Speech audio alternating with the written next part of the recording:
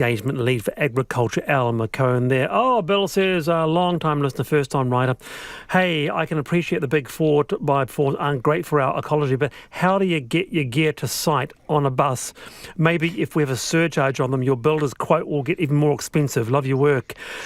Mind you, you can buy an electric bike and buy a little trailer for your e-bike. That'll be okay, wouldn't it? Well, you wouldn't fit a lot on that wee trailer behind your e-bike, would you? Yeah. But, why not have a crack? Why don't you have a crack at that, Wallace? Have a crack, Wallace. Have a crack tomorrow, mate. Yeah. Maybe. Trailer on your e-bike. Go and get your groceries on your e-bike in the wind and the rain in Wellington and see how you get on. Don't forget your smeg knife. I'll report back. Lavina Good, Connor English, thank you very much for being with us. I'm back tomorrow, 3:45, Wednesday. See you then.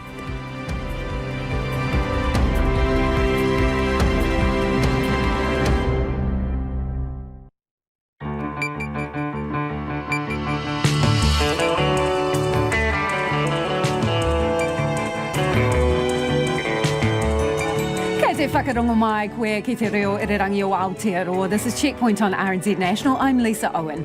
Haere ake nei, New Zealand's first COVID vaccine could be approved as early as next week. But when will it actually arrive and who's in the line ahead of us? We talk to the COVID response minister. A top Olympic official says athletes should get special treatment in the vaccine rollout. What do you reckon? And so far, all close contacts of the new community COVID case have tested negative. But that's dumb good luck, not good management, according to one expert. A temporary fix stops poo flowing into Wellington Harbour. South Canterbury swelters under record high temperatures. And 660 lends its name to a controversial promo. Northland's going nuts too. It's not what you think though. RNZ News at 5. Kia ora ko Susana Leata with DNA. The Prime Minister, Jacinda Ardern, has expressed her disappointment that Australia put a temporary freeze on the travel bubble with New Zealand. The Australian Prime Minister contacted Ms Ardern yesterday afternoon to alert her to the 72-hour freeze after a woman tested positive for the South African strain of COVID-19 in Northland.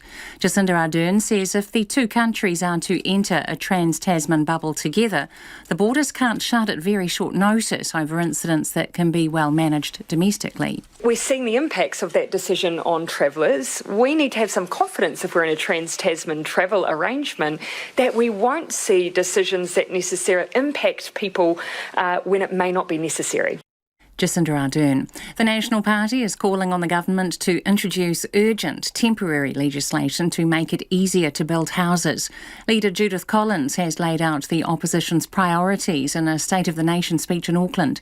Judith Collins told the audience that she has written to the Prime Minister calling for a special select committee to develop legislation until Permanent Resource Management Act reforms are completed. Given their track record on Kiwi Build, I don't trust the government to deliver quick changes to get more houses built. The legislation would give government powers to rezone land and avoid frustrating consenting delays. It was done by National following the Canterbury earthquakes. It's now urgent for the rest of the country. Judith Collins. However, the Prime Minister, Jacinda Ardern, says changes to allow rezoning of council land for development is already being done. She, however, welcomes working together on the RMA. The impeachment trial of the former US President Donald Trump has now formally begun in the Senate. Yet President Joe Biden says he's doubtful enough Republican senators will vote to convict. Here's the BBC's Nomia Iqbal.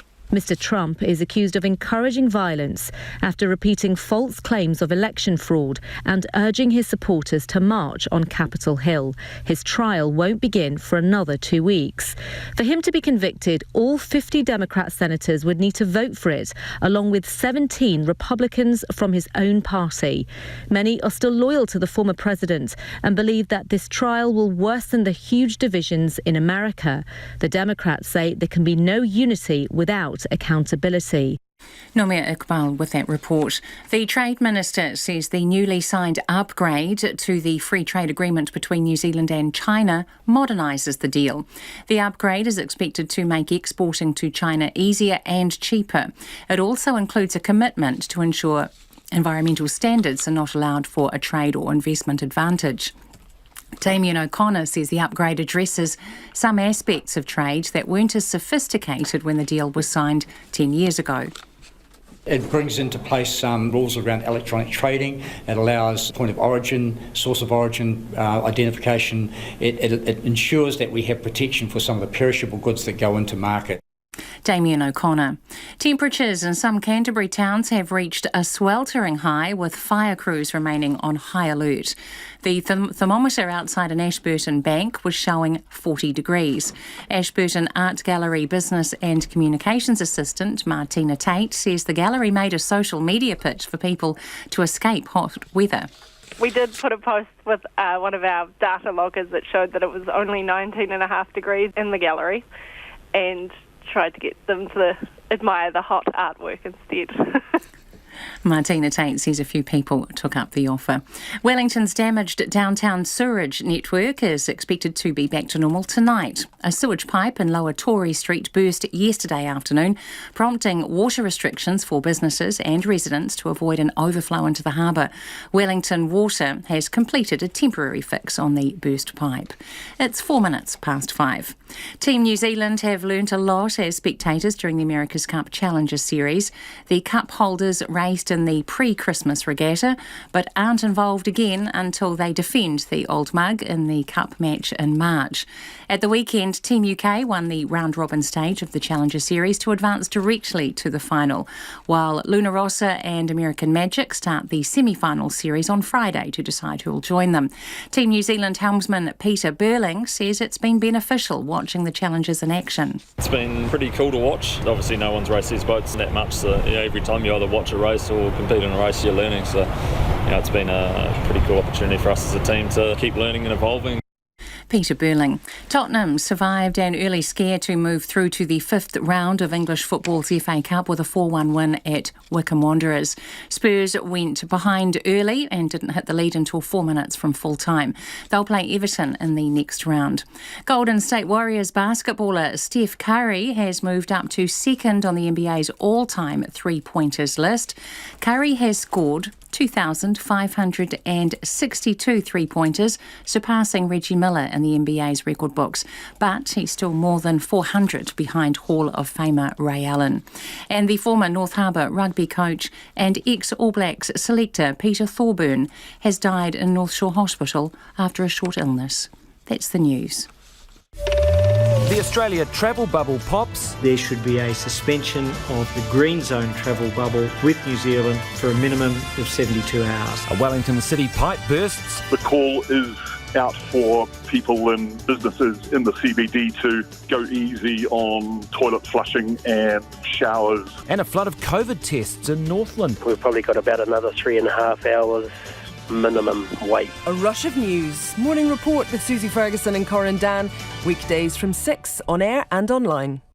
Now the short forecast from Met Service till midnight tomorrow. For the North Island, mostly fine and warm. Areas of cloud in the west, especially morning and night. Nelson, Marlborough and Canterbury, fine and hot. High cloud increasing tomorrow. Otago and Southland, fine and warm with high cloud. Then a period of rain spreading north tomorrow afternoon and evening. For Bulla, mainly fine. Drizzle about the coast tomorrow night. Westland, becoming cloudy tonight with patchy drizzle. A period of rain spreading north tomorrow night, heavy in the south. Fiordland, patchy drizzle turning to heavy rain for a time tomorrow. Chatham Islands mainly fine, low cloud developing tomorrow. RNZ National, it's coming up to 5:07. Thanks, Susanna. Kia ora, this is Checkpoint and I'm Lisa Owen. Approval for the Pfizer coronavirus vaccine could come as early as Wednesday next week, but it's unclear when the doses will actually land on our shores. The government's issued a timeline for when it expects priority groups and then the public could get access to the vaccine. But the UK and the EU are experiencing delays in getting vaccines, with Italy threatening to sue pharmaceutical companies for failing to deliver on time. Prime Minister Jacinda Ardern outlined how our vaccine rollout will work. Our first focus will be vaccinating our border and managed isolation and quarantine workforce and their close contacts. Once the vaccine arrives in New Zealand, we expect to be able to complete vaccinating this group within 2 to 3 weeks. We will then, as vaccines arrive, move progressively through priority groups, with a mass vaccination campaign likely to begin from mid-year. Jacinda Ardern there. Now, I asked COVID Response Minister Chris Hipkins when the first doses will actually arrive. We're expecting our first shipments of the Pfizer vaccine within the first quarter, so by the end of March. We're on a broadly similar timetable for delivery to Australia, so we're expecting to get our first shipments at about the same time, but it'll be sometime between now and then. So it's sometime in the next 2 and a bit months we're expecting to get our first shipment, and then we'll start vaccinating as soon as we get that first shipment. How many would you expect in that first round? We've got about 220,000 that we're expecting to get in the first quarter. It's possible that they'll come in dribs and drabs or, in smaller instalments, but at this point we just don't have confirmation of an exact delivery schedule from Pfizer yet. But when you say in the first quarter, we're almost at the end of January, it's February next week, so you haven't got much time left for that first delivery. Why don't we have an exact date? Look, we are working with Pfizer. Obviously, they are working very hard to meet unprecedented international demand for their product, for their vaccine. We do have an agreement from them that we'll get our shipment within the first quarter. As I've indicated, it's likely to be, it might be several smaller shipments, but we're getting ready so that as soon as it arrives, we'll be ready to start using it. When you say you've got an agreement for delivery in the first quarter, does the contract explicitly state when delivery must take place? Yeah, it specifies that we're expecting to get, in the advance. Expecting or guaranteed must deliver in the first quarter? Well, I mean, ultimately there are no guarantees about anything here, and if you look at those countries that have been making, pronouncements about what they're going to do and when, they're having to adjust their timetables based on what the vaccine companies can actually deliver. But we are fully expecting, and the feedback we've had from Pfizer is that we are on track to get our first shipment of about 226,000 doses in the first quarter. Are you really confident about that? Because you would have seen the reports from Europe, obviously, where Pfizer is struggling to keep up with orders. And in fact, some reports say they're 60% down in production and they've acknowledged a shortage. Are you sure we're going to get our share on time? One of the reasons it's down in production, it was a short-term decrease in production in order to increase their overall output capability, which I understand, has caused some issues for those countries that are waiting on supplies immediately. We've always been clear that we expect our first shipments sometime in the first quarter. I have been really clear about not raising people's expectations of earlier shipments, because I will only, say that if I'm confident that we can deliver them. Have you paid this company or these companies yet? I don't know whether the checks have gone out, but we certainly have agreements with them which, specify the amounts we're going to pay. Yeah, but has money changed hands? Look, I don't know whether the money has been transferred. I don't know, but we've certainly signed up an agreement with them. When you say that you're not going to give a timeline because you can't guarantee when it's going to get here, again, you're saying first quarter, that's what the contract requires. We've pretty much sucked up the whole first quarter. Well, I don't think so. I mean, we're not even, there's three months and a quarter, and we're only getting to the end of the first month of it. What we are very, very clear about, though, is that, as soon as shipments start to arrive, and we may get relatively short notice of when shipments start to arrive, when they start to arrive, we will be in a position to use them. Ashley Bloomfield said that you paid a deposit, so how much did they ask for? Look, I don't have the information about exactly what payments are due when, but what I can say is, that we're expecting the first shipments in the first quarter. Okay, and that obviously is Pfizer. What about the other contracts that you've signed? We're expecting the first of those to arrive in the second quarter. So we've actually got 3 other vaccine candidates coming. We've got the AstraZeneca vaccine that we've purchased, the Janssen vaccine that we've purchased, and then also another vaccine that we've also bought our way into, and the name is just, for some reason, suddenly escaped me, but we're expecting the first... Novavax, sorry, that's the one. We're expecting the first shipments of all of those to arrive in the second quarter. But Janssen hasn't completed trials yet, have they? No, that's right. But, when we say, second quarter, that's the period between April and June. So, again, we've started the approvals process for Pfizer and for AstraZeneca, which are the ones that the Pfizer process is nearing the end in terms of its approval. They're the ones that we're expecting to receive first. The Janssen and Novavax processes will get underway shortly, and our goal, obviously, will be to have the approvals for those completed before we get the shipments. I suppose my point there is that Janssen hasn't been through the whole process. I'm not sure whether Novavax has or not in terms of trials. I don't think that one has either. Are you still confident? Today you have said mass vaccination program by the second half of the year. Are you going to have the doses, the product to actually push that through? Yeah, so if you look at what we're expected to get in the second and third quarters of the year, we are going to have very significant volumes of a number of different vaccines arriving in the country during that period of time. Minister, I just want to come back to the deposit that you've paid for this vaccine. Who signed off on that? Who would have the numbers? Ultimately, that would be decided by the Minister of Finance. Would ultimately authorise the release of information.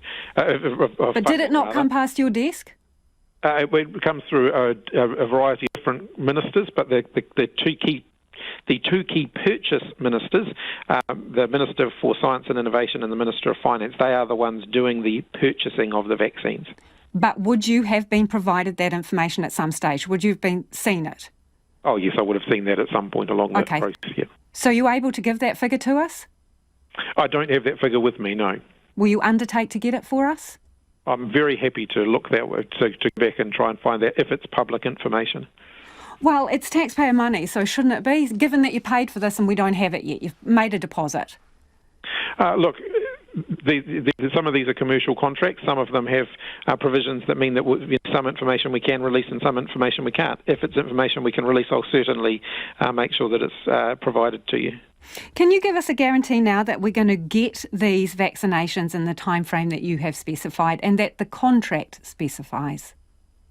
Look, as I said, there's a lot of pressure on vaccines around the world and on vaccine manufacturers around the world. I know they're doing their best to be able to meet the timetables that they have committed to, but I cannot personally promise that because I don't run the vaccination companies. Well, that's COVID-19 Response Minister Chris Hipkins there. It is almost 16 minutes past 5 and you're with Checkpoint on RNZ National. I'm keen for your feedback on that. What do you think about the vaccine timeline? Do you have confidence that we're actually going to get it? The Minister there saying he's expecting the first tranche, 226,000 doses in the first quarter. You can text us on 2101, tweet us at Checkpoint RNZ or flick us an email, checkpoint@rnz.co.nz. Interested in whether you're keen to have the vaccine as well. Northlanders are breathing a cautious sigh of relief after no new community COVID cases were found among the more than 1,000 tests carried out yesterday. The Ministry of Health today revealed that 15 close contacts of the Northland community case returned negative test results, including a household contact. But the COVID scare hasn't come without its costs, particularly for those households who have had to take time off work, shut businesses and cover the costs of getting tested. It's not known yet what that bill will be, but local leaders say lessons need to be learned about how the past few days have unfolded. Nita Blake-Person reports from Whangarei. It's been a tense few days in the north, but this afternoon Whangarei Mayor Cheryl Mai says there's some hope. It is encouraging, we're cautiously optimistic, but has been a real wake-up call. There were more than 1,500 swabs taken at COVID testing stations yesterday. Māori were tested at a higher rate than any other ethnicity. So far, all tests have been negative. But the effects of the community case have been widespread, not least to people's budgets. They asked me at work if I'd gone down to the warehouse or anywhere around there, and I'd gone to the warehouse that day. And they said if you had at work, come have a chat with us. So I said, yeah, I'll go have a chat with them. And then they just pretty much said, go home, bro, go get a test and bring one back negative. And that was it. No, I'm not confident I'm going to get paid. I'm going to go to Winds. Hinare Piripi was back in the queue this morning after waiting for 7 hours yesterday, only to be turned away. He only gets paid for the hours he works as a heavy machinery operator and doesn't know how he's going to cover the time off. That means I'm used to having a lot of money and paying for my house and stuff, but this week's probably going to have to miss out, Struggle. And I don't know why. I don't know how I'm going to get through it, but yeah. Barry Winterton was also back for a test this morning after missing out yesterday. I was in the warehouse on the 15th, about half an hour after the infected person was there, and then a few days later I came down with cold symptoms, so I came to make sure that I'm all clear and for the safety of my customers, being self-employed. So, yeah. Hopeful of a negative result, but taking all the precautions, Barry is realistic that he may be off work all week as he awaits the results. I'd prefer to not earn money for a week than go around spreading a virus that's devastating the rest of the world. I mean, I've got family in the UK and in Scotland and things like that, and the thing's running rampant, so I'd prefer to keep it nice and safe, and, you know, I don't mind taking one for the team like that. It's all good, you know. Whangarei Mayor Cheryl Mai says there's been a noticeable change in business over the past few days. The roads are quieter, fewer people are actually out shopping, more and more people are at the community testing centres, so there's been a change in attitude. But I'm also seeing people wearing masks, and the COVID tracing app has been well and truly used.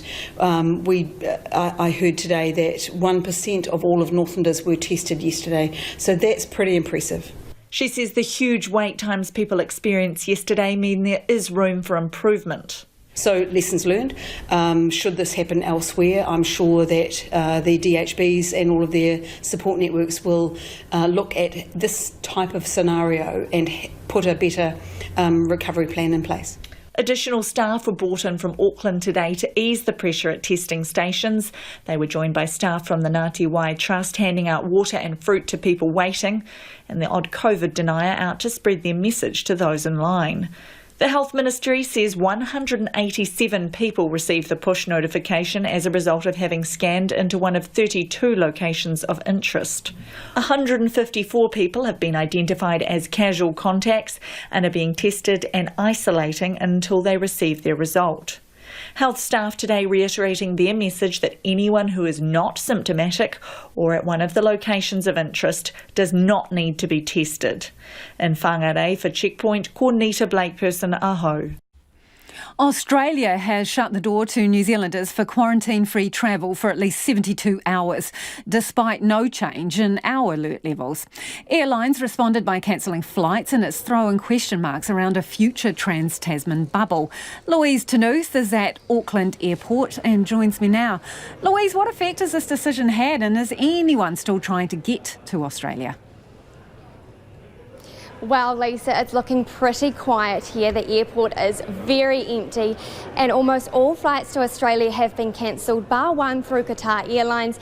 But again, that end destination is Doha, so everyone that I've spoken to here doesn't have an end destination in Australia, making it clear that anyone that can wait is doing so. When the news came through yesterday evening, David Robert Pickard was due to fly through to Brisbane. Just as I was about to head through the customs gate, one of the airport staff pulled me aside and was like, I don't recommend going through right now. We've just had a verbal confirmation that the borders are closed to New Zealand for 3 days and that we're waiting for a written confirmation. So I was like, okay. So I sat around on my bag for a minute.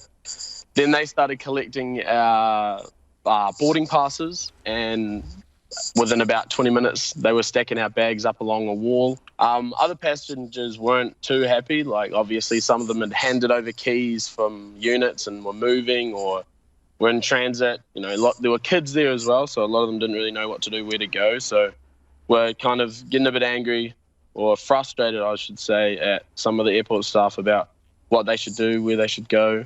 And within about 30 minutes, they were pretty good. The airport staff started booking people flights back to where they had came from. He's going to wait the full 72 hours before he makes his next move. Now, airlines haven't given any further indication on what the situation will be. They've just stated that it will be the 72 hours, so we know that we'll at least be here until late Thursday night, waiting for a further update, and we still don't know whether things will be extended. OK, well, a lot of people have been holding out hope for a quarantine-free trans-Tasman bubble. So what does all of that mean for the prospects of a bubble? Yeah, so the Prime Minister has acknowledged that this does complicate things for a trans-Tasman bubble. Speaking after Cabinet today, Ms Ardern acknowledged that Australia letting up the drawbridge before we've even moved alert levels will make it super complicated for people to plan further travel. I certainly expressed disappointment that that decision had been made. I conveyed the confidence that we have in our systems, but also just acknowledged that if we are to enter into a trans-Tasman bubble, we will need to be able to give people confidence that we won't see closures at the borders that happen with very short notice over incidents that we believe can be well managed domestically. You know, we're seeing the impacts of that decision on travellers. We need to have some confidence if we're in a trans-Tasman travel arrangement that we won't see decisions that necessarily impact people when it may not be necessary. Late last year, Ms Ardern announced that plans for the trans-Tasman bubble would be ready by around March. That gives the two governments just over a month to decide how and if this can work. Thanks, Lou. That's Louise Tenuth, who's out at Auckland Airport. And if you were listening to that rather than watching, it seemed like she was all by herself. Wow, searing hot, record-breaking temperatures have been registered in parts of Canterbury today. The Met Service says Ashburton Airport has reached 37.5 degrees Celsius, which is the highest temperature there since records began. Just down the road, Timaru Airport has broken its January maximum temperature, also cracking 37.5 degrees. And this afternoon, the Rangiora rotary temperature gauge registered a stifling 42 degrees. Fire and Emergency has suspended all fire permits in Canterbury and the Upper South Island with immediate effect as the region swelters and fire crews are on high alert. Our reporter Sally Murphy and cameraman Nate McKinnon went out to see how people were faring in the heat.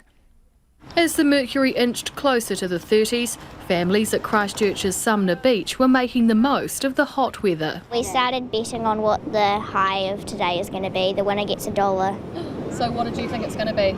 I guessed 34. 33. 30. Alina Wiley brought her children to the beach early to avoid the midday sun. Oh, you know, with kids, beach, it's wonderful. Are you worried that it's going to be a little bit too hot? I think so. It'll be inside this afternoon, I think. Won't be outside. That's why we came this morning. So get it out of the way while it's not so stifling and then home to the aircon. Watch a movie, I think. Lifeguards around the region are prepared for a busy few days with more hot weather forecast for tomorrow. Surf Lifesaving Regional Educational Coordinator Caitlin Ruddle says they have extra lifeguards on standby. She says they will likely extend patrol hours as people are swimming later in the evening. The safest place to swim is obviously between the flags, but if there is no one on patrol, then we encourage people to know what their limits are and stick within their limits, especially if the conditions are challenging, then make sure they can stay where they can touch the ground easily. The hot weather adds pressure for Fire and Emergency. The worst conditions for them will peak around 6 o'clock tonight when the winds change. Response Controller Colin Russell says all fire permits in Canterbury and most of the Upper South Island have been suspended. We're just temporarily restricting those fire permits during this high-risk period through till Thursday at this stage because of the predicted weather conditions and extremely volatile conditions. Mr Russell says the decision will be reviewed on Thursday. 30 firefighters remain at the Pines Beach fire just north of Christchurch, which threatened homes yesterday. Mr Russell says the fire is under control and the best thing people can do is avoid any activity that could cause a spark.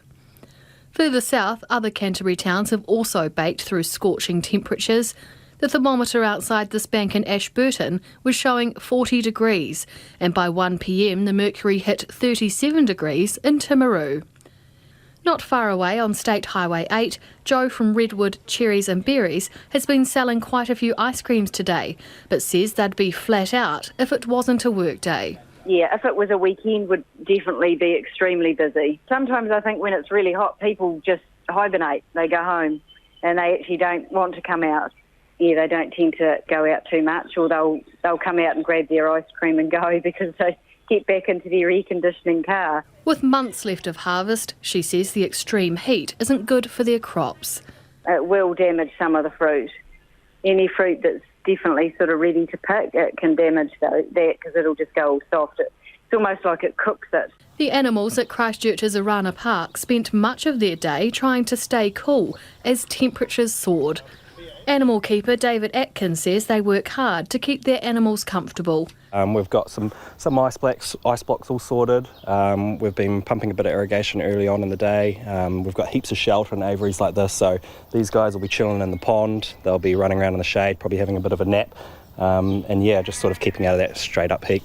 Mr Atkins says some of the park's birds, like these kia, are not super fond of the heat, but a dip in their pool and a fruity ice block took their minds off things. These guys, being like an alpine parrot, they can tolerate sort of high heats, but probably getting a little bit too hot today, so these guys will probably find shade later on, so we just sort of keep an eye on them, just see how they're dealing throughout the day and just keep providing ice blocks and all sorts for them. The heat is set to continue, with most of Canterbury reaching over 30 degrees again tomorrow. In Christchurch for Checkpoint, Sally Murphy. And if you were listening to that piece, we'll put Sally and Nate's video up on our Facebook page. Some fantastic pictures in there. You can see the heat ripples in those shots. While Wellington's wastewater network is expected to be running back to normal this evening after a temporary fix was rolled out for a burst sewage pipe. The city was just a couple of hours away from the storage containers overflowing out into the harbour, but the break is a reminder of the capital's ageing, stinking and failing infrastructure. Our reporter Harry Locke and camera operator Samuel Rillstone filed this report. It was all going so well for the capital. The start to 2021 had been warm, even sunny, and only occasionally windy. And there had been no repeat of last summer's calamity, when a central city wastewater pipe burst and caused 12 million litres of sewage to pour into the harbour. That was until yesterday. The smell, the noise. Yeah, the first thing I noticed when I got off my bus today to go to work, just, more construction, great, got to, take a little tiny detour. Like, it's not the most inconvenient, but it's definitely like, this is happening again. I didn't really notice, even though I live right here. It's like no bother. We live in the city. It's good. It's our second time here. We think it's really lovely. It's a beautiful city. Yes, it is. But the pipe, the smell is what it is. Sometimes you have to take it for what it is. Yes, but it was a surprise. The wastewater pipe burst just after midday yesterday, just on the corner of Victoria Street and Mercer Street. However, 24 hours on, and the smell of sewage is very much still lingering. They have employed a number of sucker trucks to ensure that the wastewater doesn't overflow into the harbour. It's all come as a bit of an inconvenience for Rhys Khan, the owner and manager of Caffeinated Dragons Games, just 50 metres down from where the pipe burst. Well, the smell's obviously been impacting business. It's sort of turning people away. We've noticed a little bit less foot traffic. It's also, when the wind changes, we certainly can tell the difference. Meanwhile, the big poo pipe burst of last summer, which led to months' worths of repairs and road closures, is weighing heavily on his mind. The big one last year had me a little bit worried, sort of what if something happened around here, and of course there was the one just down the road, like you say, last year. That would definitely impact us, and at that point we'd have to sort of start planning around it, because it's no use trying to do retail with that going right outside your door. A call was put out last night for businesses and residents to restrict their use of water and keep flushing to a bare minimum. That was to stop wastewater spilling over into the harbour, a situation which was avoided through a temporary fix, which was completed this afternoon. It's now expected the network will get back to neutral in the next couple of hours. Wellington Water's Chief Executive Colin Crampton says a more permanent repair is looking trickier than expected. The split that's occurred in the cast iron main requires a length of road about 10 metres to be dug up, and as they've started to open it up, there's gas, telecom, our own water. There's a lot of pipes in that area, and there's an old concrete chamber for some reason, and we've got to manage our way through that, and we can't do that quickly. With numerous pipe failures over the past 12 months and more, the City Council is now looking to spend hundreds of millions of dollars on upgrading the city's water infrastructure. Mayor Andy Foster says they are aware of the scale of the problem. In terms of how long it will take to fix things, it will take time. This particular pipe, I think you will see brought forward. It was already in the budget, so intended to be replaced, but I think that will be brought forward. But we do need to put more money in so that we can do more quicker to the best extent that the resources allow that to be done. It's expected to be 3 more days before the pipe is fully repaired and the road goes back to normal. For Checkpoint, Harry Locke. A lot of you are getting in touch about the government's vaccine rollout plan. This person says, I'm happy to wait for a vaccine. The government have done everything well so far, so I trust them. Another listener says, I'm 69 and happy to have vaccinations as soon as available. I trust the science behind their development. Hopefully most Kiwis will be vaccinated by the end of the year. That's from Tim. I'm very happy to have a COVID vaccine, says Kevin. I have no confidence, however, that we will be able to get them, in that this government has failed to deliver on any promise that it has made to date. And after just listening to Minister Hipkins, I am even less convinced that the vaccines will be available.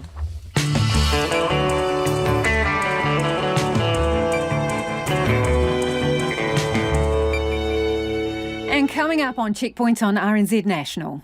I mean, I was surprised yesterday, Lisa, to find out that people were now starting to check on ventilation in hotels. I just about fell off my stool. Shouldn't that have been done a year ago?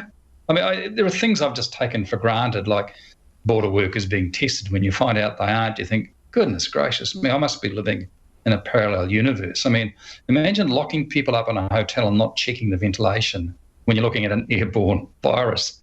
That just beggars belief. Reaction to the government's vaccine rollout plan, plus peanut harvests on the horizon in Northland and the other tasty treats that could follow. And they're used to playing to sell out crowds, so why is 660 getting booed by fans? First though, here's Susanna with the headlines. The Prime Minister has extinguished any hope that the border might reopen soon, saying the global risk of COVID-19 is too great. Speaking at Parliament, Jacinda Ardern warned New Zealanders to expect travel restrictions for much of the year, aside from with the Cook Islands and Australia. She said the border could open only once enough of the population is immunised or if the vaccine is proved to prevent people passing on the virus. The COVID-19 response Minister Chris Hipkins says about 220,000 COVID-19 vaccines are expected to be delivered in the first rollout from Pfizer once it's approved. Mr Hipkins says the first shipment is expected by the end of March, but it could be delivered in dribs and drabs. However, he told Checkpoint he is yet to receive an exact delivery schedule from Pfizer. The National Party is calling on the government to introduce urgent temporary legislation to make it easier to build houses. Leader Judith Collins has asked the Prime Minister for a special select committee to develop legislation until Permanent Resource Management Act reforms are completed. The Trade Minister says the newly signed upgrade to the free trade agreement between New Zealand and China modernises the deal. The upgrade is expected to make exporting to China easier and cheaper. It also includes a commitment to ensure environmental standards are not lowered for a trade or investment advantage. Wellington's damaged downtown sewage network is expected to be back to normal tonight. A sewage pipe in Lower Tory Street burst yesterday afternoon, prompting water restrictions to avoid an overflow into the harbour. Wellington Water has completed a temporary fix on the burst pipe. Fires have been outlawed in many parts of the country as lack of rain, high temperatures and strong winds combine to produce tinder-dry conditions.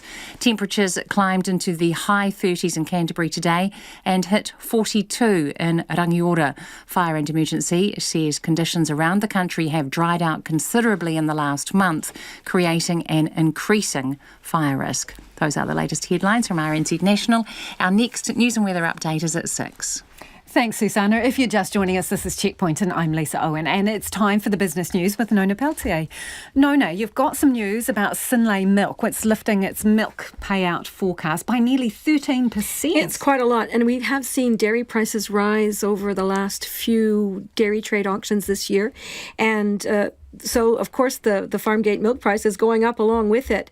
Now, Synlait produces, most of the milk it produces is with the A2 protein, we may recall. I call it fancy milk. It's fancy milk. It has, it's sort of, it's a milk that has a very high popularity, and it's a premium milk product as well.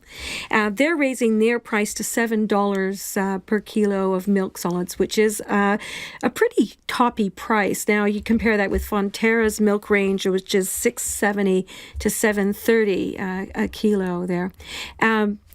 That would drive up the amount of money into the dairy industry. Something like, $10.5 billion is what that would deliver into the market. So that's a lot of money for the rural sector, and it's certainly a boost because dairy is one of our largest export earners alongside tourism, which, of course, is not likely to come back anytime soon, as we've been hearing. So, big boost to the dairy industry. Will it continue? It's hard to know, but certainly the signs are positive. There is a strong demand now for those products, and I guess we'll have to wait and see how it goes. But we haven't seen prices this high for a while. Last season, they were pretty high, but people might remember back in 2014, we were at $8.31. Which is, who knows if we'll get anywhere near there, but certainly the outlook is positive. And it'll be interesting to see if and how that bumped up price filters down into some of these rural communities. Yeah, exactly.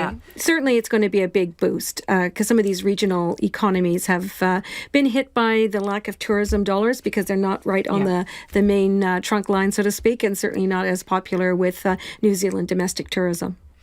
So new trust laws come into effect at the end of the month, not far off. So what will the changes mean? Yeah, so this aptly named the New Trusts Act, and it's something that had been revised a long time. It was due for a long time, and it was supported by all sides of the government and the opposition too.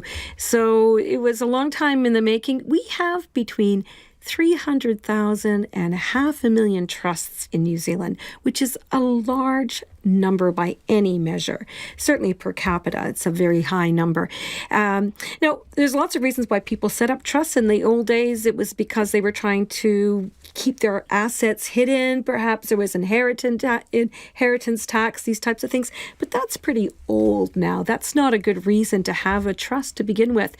Good reasons to have a trust could be, say, a blended family. So, where you have remarriages and you want to make sure that assets go to one child or another and different families and so on.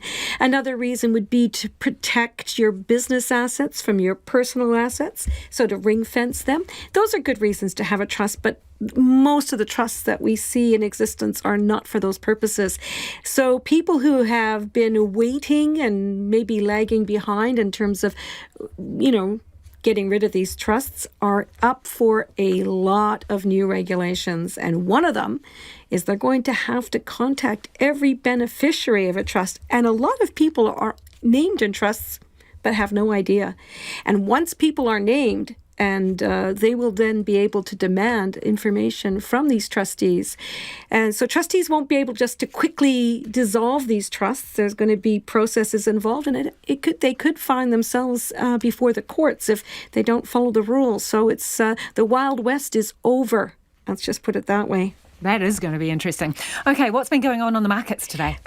So we were doing pretty good just at the close. We were in positive territory, and then really sentiment turned in line with what we've seen in Asia. So our index closed down about 0.5%. That's 76 points down to 13,323. And so most of what the concern is there is about the package that the U.S. are negotiating now to assist their population with COVID. It's not clear whether or not that's going to pass, and so there's some concern there. Likewise with the New Zealand dollar, it's been trading in, it's really range bound. So 71.9 cents, that's a little changed from yesterday, and really experts are looking at us staying in this range until something gives in the U.S. market. So about 71.5 cents to 72.4 is probably the range we're going to see for maybe a couple of weeks.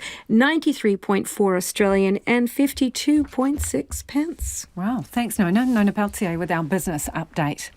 It might be peanuts for now, but coffee, pineapples and tropical jackfruits could all be part of Northland's future food basket.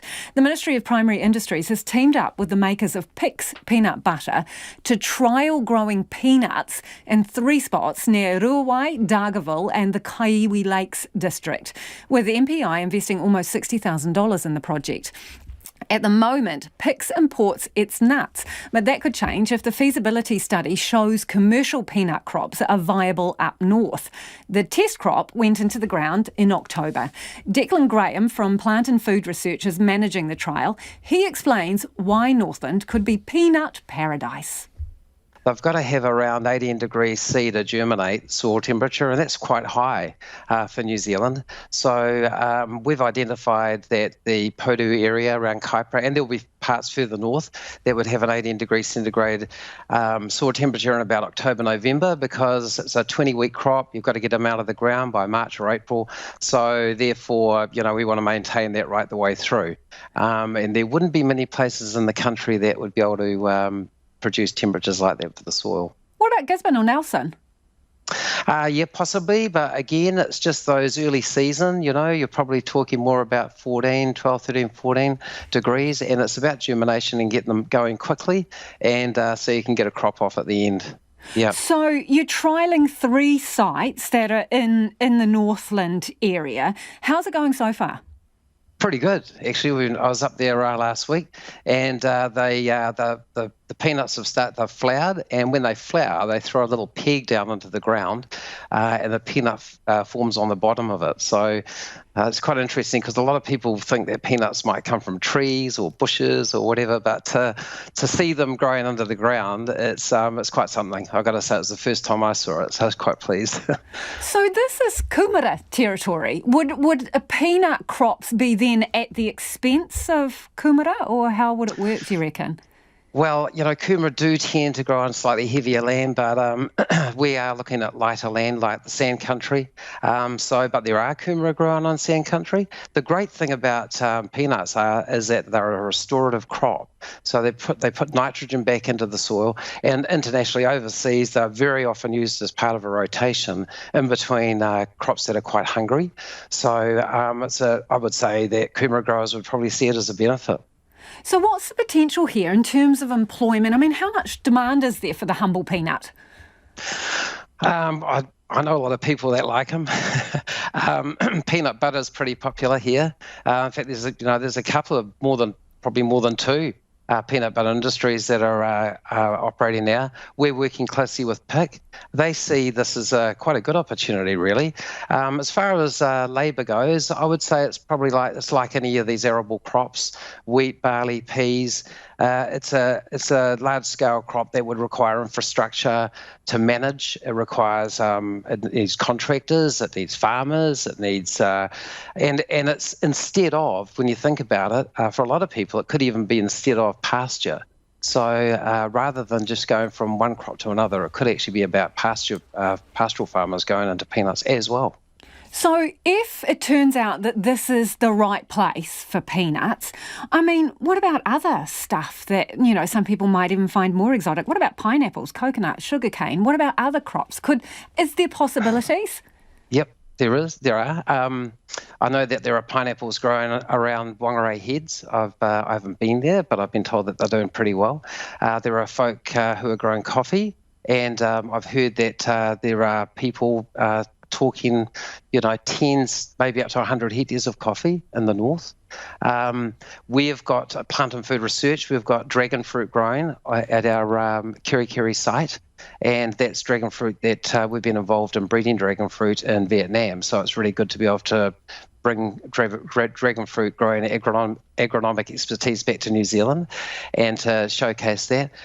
We import a lot of table grapes, and there's a market opportunity. Table grapes are growing in the north already, boutique, but certainly. Yeah. So what is the end goal here, Declan? Because peanuts isn't the end goal, is it? It's kind of one of the stepping stones. I think what it's about is there's a lot of obviously, climate change is a very current talking point, and we can start to understand what are some of the favourable climates and growing areas for new crops that might be the climate might be warmer. We might find that there are opportunities to grow things that we couldn't grow previously. Of course, that always comes with other issues like rainfall events, etc. So it's all a bit of a look-see at the moment. But the way we've approached it at Plant and Food is we've undertaken some projects to look at what the opportunities are around the topographical, geographical, the soils, the whether or not a plant is actually suited. And so our scientists, Brent Clothier in Palmerston North, has led a project in that area to look at what crops, and from that we've identified a number of crops in a few locations in particular, but we're obviously doing more work. We've done Taranaki recently, we've done the Kaipara district, we're talking about doing areas in the further north, and this is it's of interest to district councils to understand what else might grow in their areas. So this is about putting crops in that are suited to conditions rather than creating artificial conditions, because there's a lot of debate about whether you should be irrigating crops or you should just grow what can survive in that area with the conditions that naturally exist. That's right. And the Provincial Growth Fund has put some investment towards water storage in the north. And that does provide opportunities around that for growing crops that otherwise would not normally have been suitable. So it's a few things coming together. So it's not just it's the infrastructure, it's also the expertise and also the willingness and the motivation of people to try something different. And New Zealand farmers have always led the world in their innovation and around the way that they can grow great horticultural crops and produce excellent yields. So what is the untapped market, do you think? I think the untapped market in the first instance is homegrown product because it's not necessary. Could be some time for homegrown product for the local market, because it could be some time to get an export industry established like that. I mean, when you look at the avocado industry, initially it was just for the local market, and now, of course, it's a big industry. So I think it's probably a bit boutique-y. And it's probably a bit of pride to think that you're eating or drinking something or whatever that's been locally grown, and probably makes people feel a little bit better about eating local and supporting their local farmers. And that's Declan Graham from Plant and Food Research. It is about 10 minutes to 6. I'm Lisa Owen and you're with Checkpoint on RNZ National. After 6 tonight, we speak to a medical expert about the government's vaccine timeline. But staying with that story, and a top International Olympic Committee official has told Checkpoint competitors should get special consideration in the vaccine rollout. Senior IOC member Dick Pound says the Olympics will start on July 23rd, and he's had no indication the Japanese government wants to scrap the event. But New Zealand's top Olympic official says she won't lobby for athletes to be pushed up the vaccination queue. And her focus is squarely on making sure our Olympians are ready for the trip to Tokyo. Nick Trubridge reports. Set. Oh, they're away and Gatling got away. The starter's gun. It usually means go, but there's plenty to do before New Zealand's Olympians are at the start line in Tokyo. World champion sailors Peter Burling and Blair Tuke may be in the middle of a high-stakes America's Cup campaign, but today they were quizzed on whether they'll be sailing in Tokyo in July. Burling conceded the game's fate was out of the athlete's hands, while Tuke was asked how he'd feel about attending the games without being vaccinated. All we can do is try and get our boat going, as fast as we can and be the best prepared we can. So, we'll concentrate on that and NZOC will concentrate on that bigger picture stuff. Reports have been swirling in recent weeks that the Games are under threat, with the global pandemic still raging. And the Times newspaper last week reported the Japanese government has already concluded the event won't go ahead, something officials were quick to dismiss. So Checkpoint put all of this to a senior IOC member, its former Vice President, Dick Pound. He's adamant Tokyo 2021 will get underway on July 23. Absolutely. I mean, there are a couple of question marks out there about, how many spectators, if any, can you have in the venues?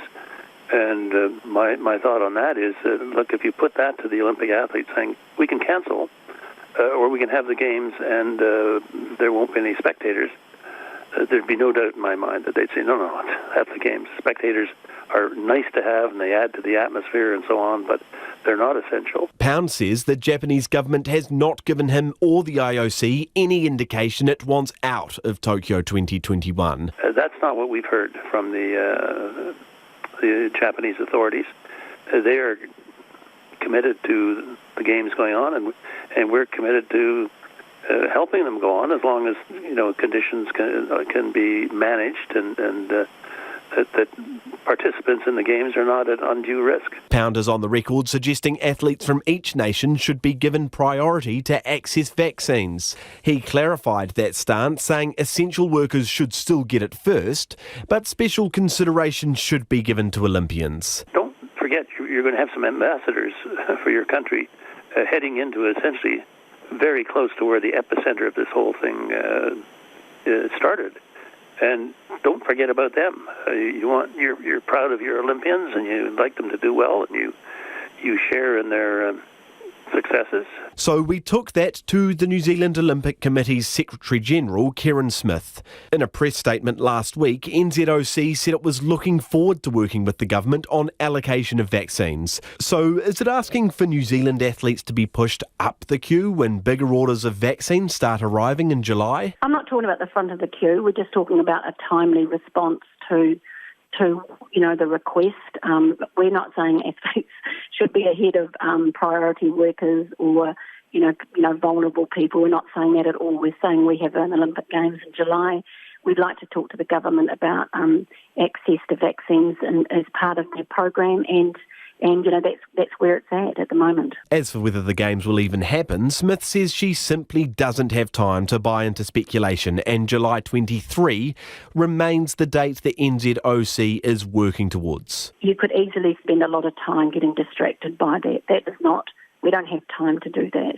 As well as the Tokyo Olympic Games, there's also the Beijing Winter Olympic Games in February 2022 and the Commonwealth Games in Birmingham in 2022. So, in all honesty, we're really focused on what we know and the dates that we've been given and the undertakings to our athletes in sports. In a statement to Checkpoint, COVID-19 response Minister Chris Hipkins said the government will have started rolling out vaccines by the time the Olympics start. However, there won't be any special treatment for our top athletes. Mr Hipkins says they'll get access to vaccines at the same time as the rest of the population. For Checkpoint, Nick Trubridge. A 660 mega fan is appalled the band, which has a huge young fan base, has lent its image to a scratchy ticket, saying it promotes gambling to vulnerable groups. A photograph of the 5 members of the band 660 adorns Lotto's new instant Kiwi scratchy ticket and has caused outrage among the public and fans alike. Eva Corlett reports. Don't forget your roots, my friend. Don't forget your family, yeah. Lisa and her 11-year-old daughter are huge 660 fans and frequently go to their shows. We listen to 660 all the time on Spotify. We've been to the movie a few times. We're about to head to the concert in a few weeks' time here in Wellington and have been looking forward to that for months. And yeah, we love the music. For Lisa and her daughter, listening to music that reflects Aotearoa is a big reason they support the band. But when Lisa saw 660 promoting a scratchy with the members' faces on it, she was shocked and disappointed, especially as she has witnessed the harm gambling can have on whānau and communities. 660 is one of the most popular band in Aotearoa right now. And so for them to be using their brand in a way that promotes gambling is probably what I'm most disappointed about. Lisa says the band's reach has expanded to rangatahi Māori with its release of Waiata. In the band's post on social media, it said profits from the scratchy sales will go towards supporting charities Rokatauri Music Therapy Centre and Star Jam NZ and Heart Kids NZ. But Lisa is sceptical that Instant Kiwi's owner, Lotto NZ, has the best interests of Māori at heart. What is the thinking that is going on in that boardroom that is ensuring that we are looking after our vulnerable communities, which tend to be Māori Pacific? And so I don't see the board representing my voice, and I wonder about who's making decisions around funding. Would they be funding the same projects that I would be funding? Probably not. Lisa says there are much better options for 660 to raise money, including a benefit concert or donation boxes at shows. She says everyone makes mistakes, but she hopes the band will reflect on its decision to promote gambling. And if it doesn't, it will lose a couple of its biggest fans. The Gambling Problem Foundation spokesperson, Andre Frood, is equally disappointed and worried about the message it sends to young fans. They're seeing, their favourite band on a gambling product, which not only serves to normalise gambling, but it can encourage them to want to buy the product. Ms Frood says scratchies can be particularly addictive because they can create a sense of instant gratification. She says 660 needs to seriously consider the harm this could cause. Although they are supporting really worthwhile causes, that doesn't make it right. We need to also think about where the money is coming from rather than where it is going, and it is the vulnerable that are often impacted the most. The Advertising Standards Authority says no complaints have yet been laid over the advertising. Its chief executive, Hilary Suter, says there are rules against advertising gambling products to young people, but it was beyond her scope to say if advertising of this product breaches those. So the code that we apply to that requires a high standard of social responsibility. So extra care needs to be taken when promoting these sorts of products. And that might be to do with imagery, it might be to do with placement in terms of the target audience. So these are products that are available to adults, so the advertising needs to be targeted to adults. In a statement, Lotto says the tickets were designed in accordance with industry standards and that all Instant Kiwi ads target only those over the age of 25 years old. However, the band's Facebook page, where the scratchy was promoted, has 360,000 followers.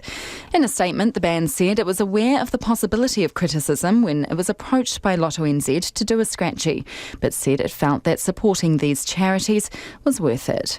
Mō te hōtaka o te ahiahi nei, ko iwa ko le tēnei.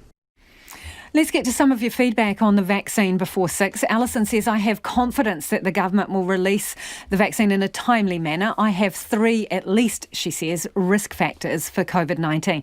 But Don says the companies manufacturing COVID vaccine have been granted immunity from liability.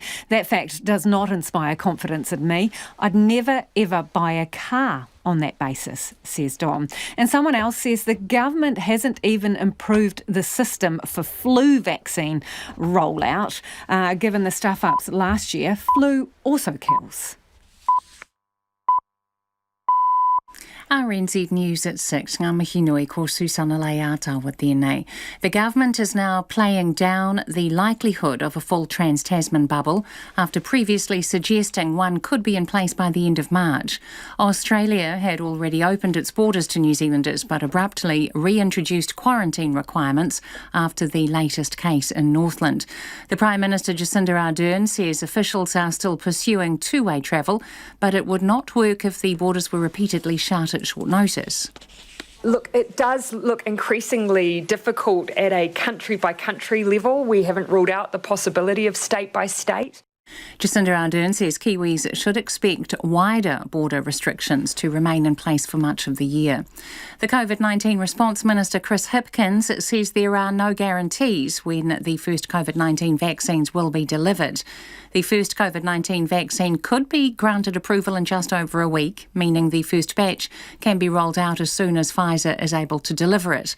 Chris Hipkins told Checkpoint there is an expectation 226,000 vaccines will be delivered by the end of March, but it is not an ironclad guarantee. I mean, ultimately, there are no guarantees about anything here, and if you look at those countries that have been making pronouncements about what they're going to do and when, they're having to adjust their timetables based on what the vaccine companies can actually deliver. But we are fully expecting, and the feedback we've had from Pfizer is that we are on track. Mr Hipkins says the first shipment could also be delivered in dribs and drabs, but he is yet to receive an exact delivery schedule from Pfizer. Canterbury has faced a scorching day with temperatures climbing into the 30s, but still to reach their peaks in some areas. Fire crews remain on high alert and suspended all fire permits in the region as the heat is expected to continue tomorrow. The thermometer outside an Ashburton bank was showing 40 degrees this afternoon. Martina Tate from the Ashburton Art Gallery says it was a hard day to go outside. It's incredibly hot outside. It's a stifling kind of heat. It feels like you're walking into a sauna when you go outside. So I had to do a couple of errands. We ended up doing them in the car so that we could only be out in the weather for a couple of minutes. Martina Tate, and we have just heard Christchurch has recorded its hottest temperature on record. Weather commentator Richard Green says the mercury topped 36.7 degrees in the past hour. Police in Wairoa are now carrying firearms after multiple incidents in the northern Hawke's Bay town yesterday. In the first incident, a car was shot at, but no one was injured. Later, a man arrived at Wairoa Hospital with a gunshot wound to his leg. Police have also heard of several occasions where guns have been pointed at people or vehicles. They say these incidents involve specific groups of people who are targeting each other. The US President is confident the country could achieve herd immunity from the coronavirus in time for their summer. Joe Biden is raising his target for daily vaccinations to 1.5 million per day and says within a few months anyone who wants one can get one. I feel confident that by summer we're going to be well on our way to heading toward herd immunity and increasing the access for people who aren't on the list, all the way going down to children, and how we deal with that. Meanwhile, Joe Biden has also rescinded a ban on transgender people serving in the US military. A mega fan of the New Zealand band 660 is appalled the group has lent its image to a scratchy ticket and is worried it promotes gambling to young people. A photograph of the 5 members of the band 660 adorns Lotto's new instant Kiwi scratchy ticket and has caused outrage among the public and fans alike. Lisa and her 11-year-old daughter are huge 660 fans and frequently go to their shows. For them to be using their brand in a way that promotes gambling is probably what I'm most disappointed about. Lisa says she is sceptical that Lotto has the best interests of Māori and vulnerable communities at heart. People are being told to avoid swimming in Akaroa on Banks Peninsula after high levels of faecal bacteria were found.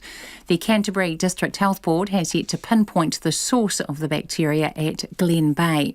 People should also avoid taking shellfish from the area, and if they catch fish to eat, they should remove the gut and liver. It's coming up to 5 minutes past 6. New Zealand cricket remain confident the tour here next month by Australia will go ahead and doesn't believe it will be affected by changes to quarantine-free travel across the Tasman.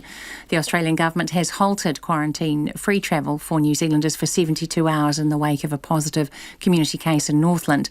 The Black Caps are due to play 5 T20 games against Australia in February, while the White Ferns are due to play their Australian counterparts here in March. New Zealand Cricket Chief Executive David White doesn't believe the change in quarantine rules in Australia will have any impact on the inbound tours, as both Australian teams still need to be in quarantine for 2 weeks before playing, just like the West Indies and Pakistan sides did prior to Christmas. We're very positive that the tours to New Zealand will proceed with the Australian teams. We've been guided by the New Zealand government agencies all summer. They've been terrific and very supportive, and we'll be continued to be guided by them. David White. Tottenham are through to the fifth round of English football's FA Cup with a 4-1 win over Wycombe Wanderers. Spurs went behind early and didn't hit the lead until 4 minutes from full time. They'll play Everton in the next round. Australian tennis player Nick Kyrgios is not backing down in his criticism of men's world number one Novak Djokovic, saying he plans to keep calling out any poor behaviour. Kyrgios last week labelled Djokovic a tool for asking Australian Open organisers to ease quarantine restrictions for players. He says Djokovic needs to set an example for all tennis players. That's the news. Tonight on Nights, Brian Easton on the dark art of economic forecasting.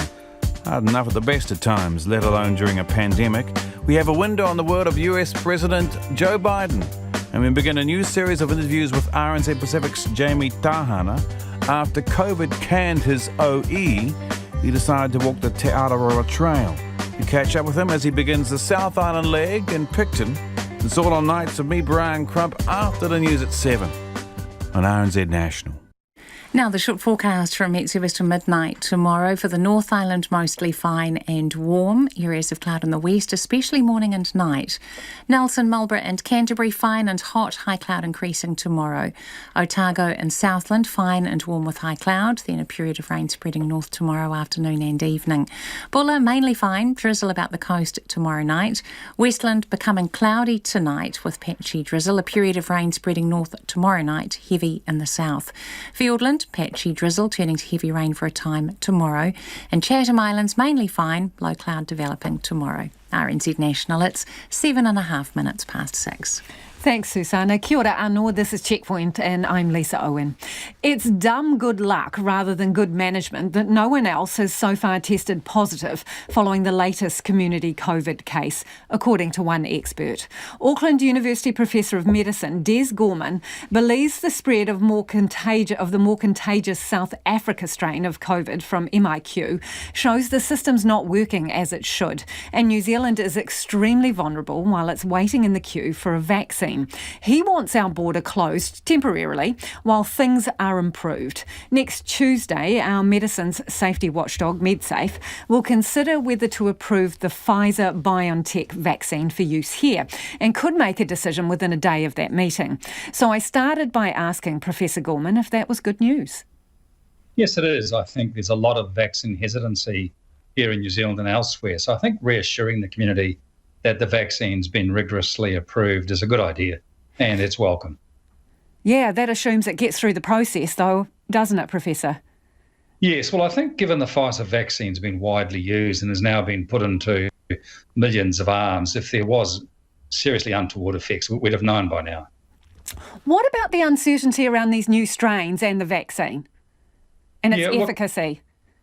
It's a good question. Yeah, there is some concern that some of the new strains may be less vulnerable to the vaccines, particularly those where the mutation in the new strain involves the protein that it uses to bind to our cells. But as a generalisation, it would appear that the vaccine should work.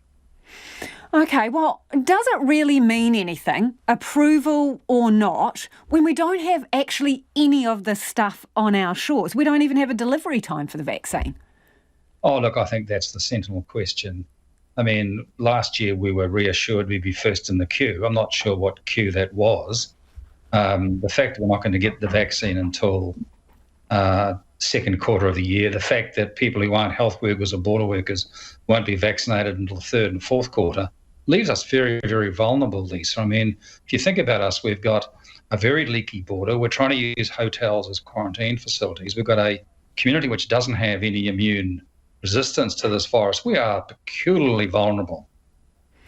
The counter to that, though, Professor, is that potentially we could be victims of our own success because the world will be looking at us thinking, hey, you've got one community case right now, so shouldn't we wait patiently further down the queue?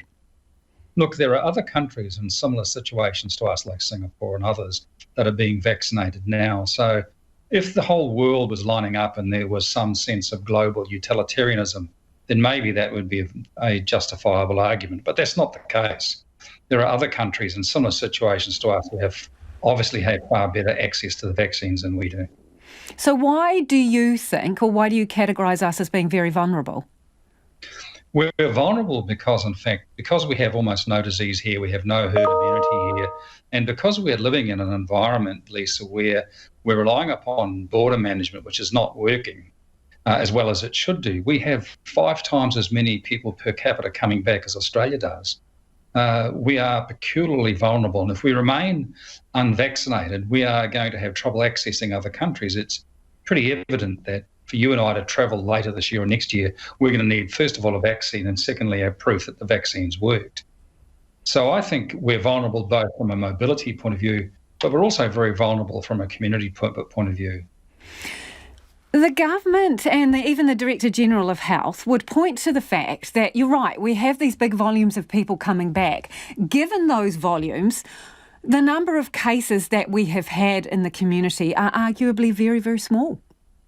Yes, I think, the Herald documented 78 border breaches from August through to the end of last year. We've had about 10 occasions where the virus has jumped in that time. We've been on the receiving end of a lot of very dumb good luck. I mean, all that required, Lisa, was 1 or 2 super spreaders amongst that lot for us to look more like Victoria than we do. And I don't think we can continue to rely on dumb good luck. OK, so let's look at this current situation with the community case that we do have involving the woman from Northland. So far, no further positives. So is that dumb good luck or good management? No, it's dumb good luck. It just means she's not a super spreader. It means she doesn't shed a lot of the virus. I mean, she had enough contacts and went enough places between her becoming infectious and her becoming isolated to have caused a major community outbreak if she had been a super spreader or she'd been a shedder of virus. So on the one hand, it's good management that she recorded where she was, and good on her. On the other hand, it was dumb good luck that she's not a super spreader or a super shredder of virus particles. Today, the Prime Minister, in her announcement, indicated that while border restrictions are likely for much of the year, do you think that is the right call, and could we avoid that? I think, actually, ironically, I think we need to close the border to certain countries while we reset our protocols for quarantine. I think we're at the moment very vulnerable because we are managing people coming from high-risk countries and low-risk countries too similarly. I actually think we need to have a reset of our border control protocols, and that probably requires a pause on people coming from those high-risk countries. And I know people say, look, New Zealanders have a right to come home, we can't do it. Well, we did it last year. We put a travel ban on China, and we did it without hesitating. I think we need another temporary ban while we reset our protocols. For example, if you're coming back from the UK, then you shouldn't be in the Pullman in the middle of Auckland City. So how long do you think realistically we would need to close the border in order to do the reset that you're talking about? A month, 2 months, 3, 6? No, I think we're looking at 3 or 4 weeks at the most. I mean, basically you would actually have a cycle of people leave, which gives you the ability to decide how you're going to allocate your resources. I mean, I was surprised yesterday, Lisa, to find out that people were now starting to check on ventilation in hotels. I just about fell off my stool. Shouldn't that have been done a year ago? I mean, there are things I've just taken for granted, like border workers being tested. When you find out they aren't, you think, goodness gracious, I must be living in a parallel universe. I mean, imagine locking people up in a hotel and not checking the ventilation when you're looking at an airborne virus. That just beggars belief. But I think 3 or 4 weeks gives you the chance to reset. And I think that's what you're hearing from Michael Baker and Nick Wilson too. We've simply got to reset our border management, given that we're now dealing with more infectious strains, and particularly, Lisa, given that we're not going to have widespread access to the vaccine until very late this year. Could we have done better over the last year? Yes. Should we have done better? Yes. Is New Zealand the country that you and I want to live in right now? Absolutely. Are we at risk? Yes, we are. And we need better management if we're to stay in this wonderful situation we're currently in. And that is Professor Des Gorman. It is 6:15 and you're with Checkpoint on RNZ National. A former Christchurch businessman turned philanthropist estimates $5 billion has been paid out in wage subsidies to companies that don't necessarily need it. Grant Nelson and his wife Marilyn run the Gamma Foundation, which hands out money they made after selling their business. It's donated more than $50 million over the years and receives no donations.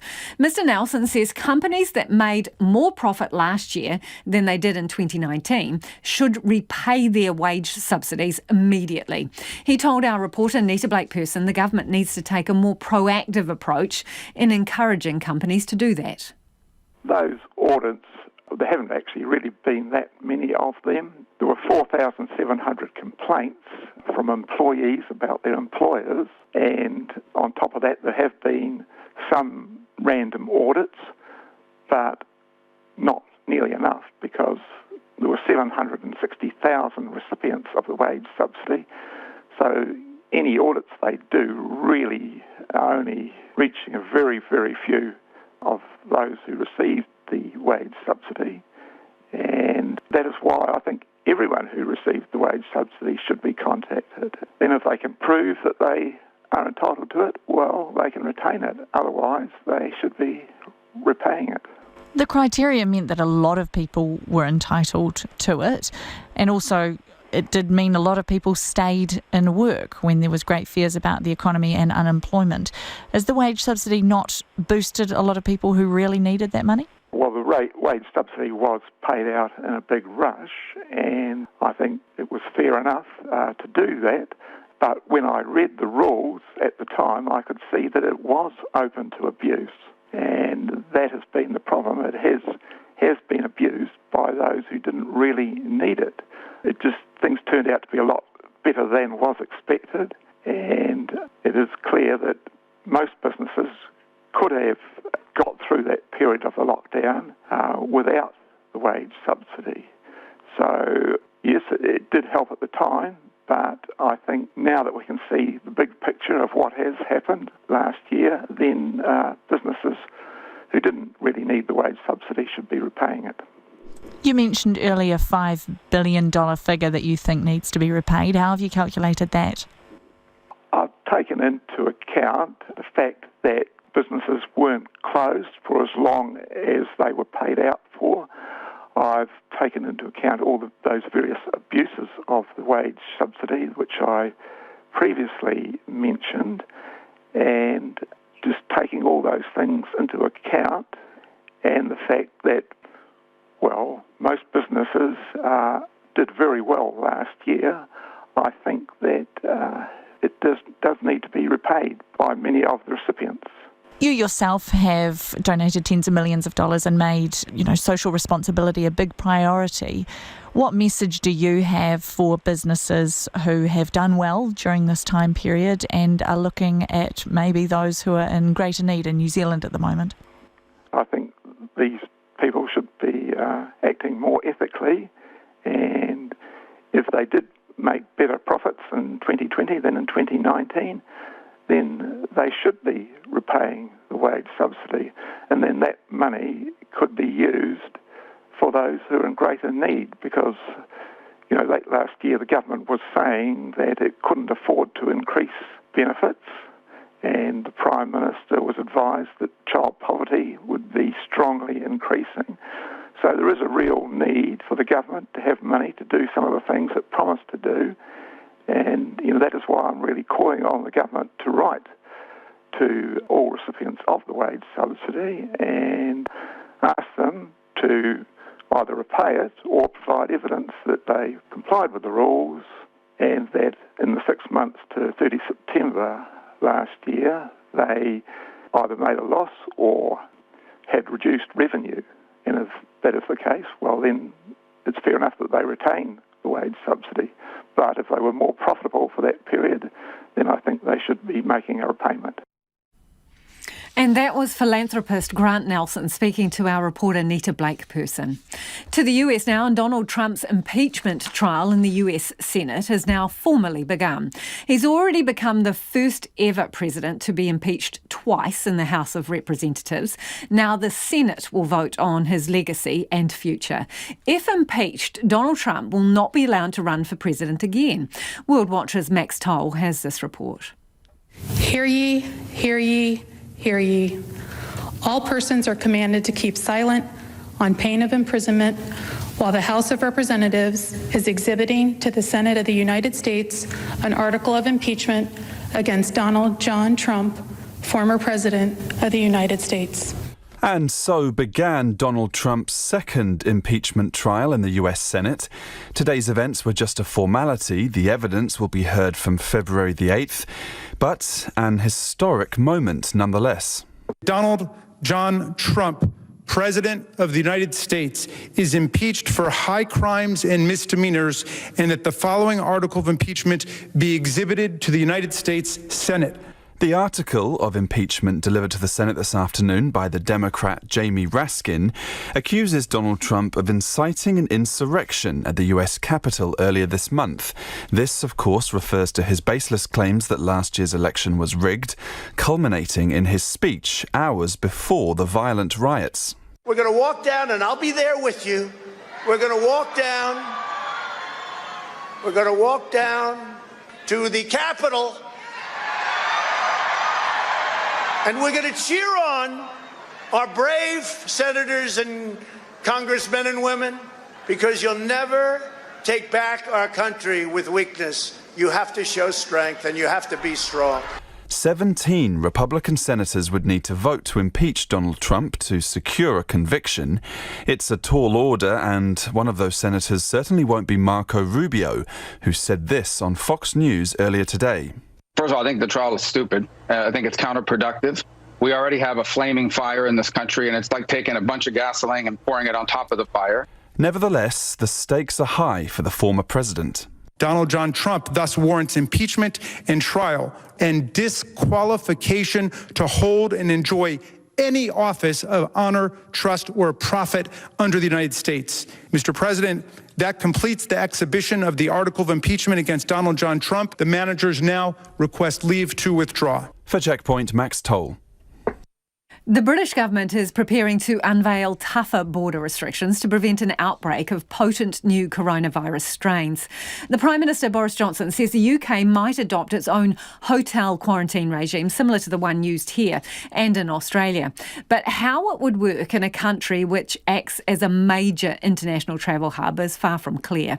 This report by the BBC's Linton Besser. Australia's tough border measures might have left tens of thousands of Australians stranded abroad, but they've also kept the pandemic from spiralling out of control.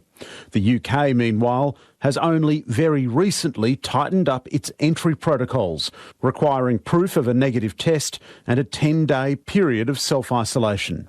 Now, as Britain races ahead with a mass rollout of coronavirus vaccines, it's poised to adopt Australia's enforced hotel quarantine rules. We want to make sure that we protect our population, protect this country against reinfection from abroad. So that idea of looking at hotels is certainly one thing that we're actively now working on. In 2019, more than 80 million passengers transited through Heathrow Airport alone, with tens of millions more via Britain's 9 other international airports. In the first wave of the pandemic, this kind of volume rendered an Australia-style island lockdown unthinkable. But now, with almost 100,000 people dead and a third national lockdown grinding on with no end in sight, there's a new calculus inside number 10. At its heart is the fear Britain's national vaccine effort might be wasted. We've done, I think, 6.4 million people now in the UK as a whole. We are on target just to hit our ambition of vaccinating everybody in those vulnerable groups by the middle of February. With now almost 10% of the population given their first dose of one of the 2 approved vaccines, the government has realised the country is vulnerable to new strains of the disease. We have to realise there is at least the theoretical risk of a new variant that is a vaccine-busting variant coming in. We've got to be able to keep that under control. A special meeting of Cabinet will consider the hotel quarantine strategy tomorrow, but there are significant challenges. The first is capacity. There are 10,000 hotel rooms near to Heathrow, but that is the same number of arrivals into the country per day. The government will consider a range of options, from a limited ban on travel from high-risk countries to a blanket policy for all incoming flights. We need a solution that gives us the maximum possible protection against reinfection from abroad. Any hardening of the border will also lead to a blowback from an already crippled travel industry. Linton Besser with that report. A new study in the UK is trying to find out how to bottle the benefits of nature to help raise the spirits of people stuck in coronavirus lockdowns.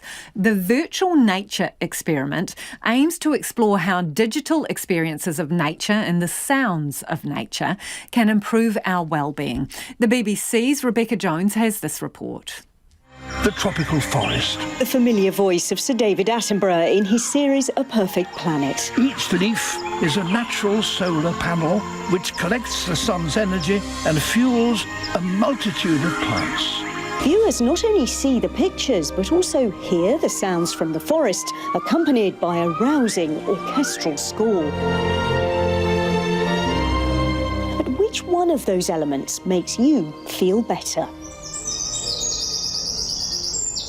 Numerous studies over the past 40 years have shown we're happiest and healthiest out here in nature, seeing, hearing and smelling it. But not everyone has the luxury of getting outdoors, especially in lockdown. Now an experiment led by Alex Smalley at the University of Exeter wants to find out how best to bring the benefits of nature to people who can't get outside. So what we're trying to do in this experiment is really explore all of the different ways that people can experience nature at home. Some of us might just gaze out of a window or at a screensaver. It can be a really sort of passive and silent experience. Others might engage in watching nature documentaries. We've actually got very little understanding of how each of those different kinds of experience can impact our well-being. Other people stuck inside might prefer to listen to recordings that have been made of the sounds of nature. When I go to the rainforests of La Selva in Costa Rica, put some microphones out and put my headphones on, there's only me can hear the world in that way at that particular moment. Sound recordist Chris Watson has worked with David Attenborough for 30 years and is contributing to the experiment. He's convinced that virtual experiences of nature can be as beneficial as being outdoors. One of the liberating aspects of sound is that you don't need to be in the rain or uncomfortable or walk miles to go somewhere. We can slow down, we can internalise those sounds and think about them in quite an interesting, creative way. And this isn't just some artistic whim. These sort of sounds and our listening to them and the effects it has on us, I think is important for our psychological health and well-being. To find out more about the emotions people feel when they watch scenes of nature, the University of Exeter, in collaboration with the BBC, has created an online experiment. Alex Smalley explains how it will work. So when people take part, they'll be asked to watch a 3-minute video, which is this virtual nature experience which we're testing. But they may well get a range of conditions. So some people might experience something which is quite silent, others might experience something which has sound. What we're hoping to do with this is understand how we might be able to deliver these sort of short nature-based interventions to people when they can't get outside. We're hoping that we'll be able to bottle some of these effects and bring them to people when they need them the most. And that was Rebecca Jones with that report. Lots of feedback from you tonight around the vaccine and also on our interview with Professor Des Gorman about managed isolation and quarantine. Carol, a health worker, says tell the professor to get out of his office and take a look at how hard everyone involved in the managed isolation hotels are working. It is insulting to say that it's dumb good luck. But someone else has got in touch to say your guest is right. We are constantly hearing reports that make us question how good the management at MIQ really is. We need an audit, this listener says, by international experts to find weaknesses before anything happens rather than this constant reactive assessing of the issues.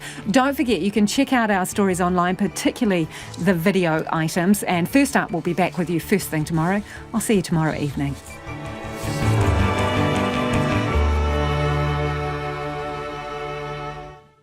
RNZ News headlines at 6:30.